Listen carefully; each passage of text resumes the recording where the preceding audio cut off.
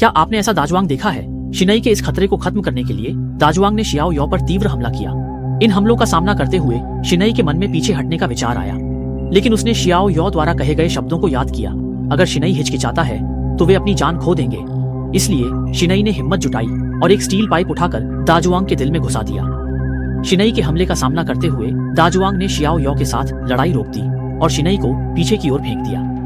दाजुआंग कांपते हुए मुड़कर सीढ़ियों की ओर भागने लगा। दाजुआंग ने अपनी जान बचाने के लिए खून रोकने के लिए स्टील पाइप को सीधे अपने शरीर में डाल दिया। समय शियाओ यो ने शिनई को बताया कि दाजुआंग को अंतिम वार देना होगा, लेकिन शिनई इस बात से डरता है कि कहीं वह एक हत्यारा न बन जाए। इस समय दाजुआंग को यह सोचकर आश्चर्य होता है कि वह एक इंसान द्वारा मारा जाएगा और वह जानता है कि उसका यह शरीर अब उपयोग में नहीं रह गया है। इसलिए वह त्यानगो के साथ एक शरीर साझा करने पर विचार करता है। जब दाजुआंग त्यानगो के पास पहुंचता है तो त्यानगो एक झटके में ऊपर से कूद जाता है। इसके बाद घर में भी विस्फोट हुआ और दाजुआंग ने अपनी जान गंवा दी। इसके बाद समाज में शांति लौट आई और त्यानगो ने अविवाहित मां बनने के कारण स्कूल छोड़ दिया। जाते समय त्यानगो ने शिनई से आखिरी बार मुलाकात की और कहा, सभी जीव किसी न किसी निर्देश का पालन कर रहे हैं। और जब उसने त्यानगो का शरीर लिया तो उसे भी एक निर्देश मिला था। इस समय त्यानगो ने भी अपना असली रूप दिखा दिया। अगले दिन सुबह शिनई ने एक चीत्कार किया क्योंकि शियाओ यो शिनई के शरीर से अलग हो गया था। शियाओ यो ने शिनई को बताया कि वह फिलहाल केवल अलगाव की स्थिति में रह सकता है।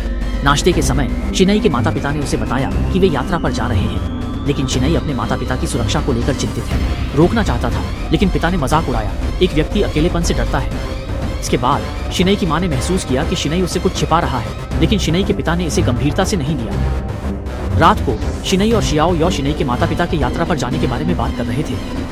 तभी मां के अचानक कमरे में आने पर शिनई चौंक गया। शिनई ने जल्दी में अपनी मां को समझाने की कोशिश की। रात के खाने के समय शिनई ने जुदोंग अपने माता पिता से कहा कि वह उनके यात्रा पर जाने के लिए सहमत है, लेकिन तभी मां अचानक रोने लगी और बोली कि उसे लगता है कि शिनई अचानक बहुत अजनबी हो गया है। शिनई को अपनी भावनाओं को छिपाने के लिए अपनी मां को सांत्वना देने का एक बहाना ढूंढना पड़ा।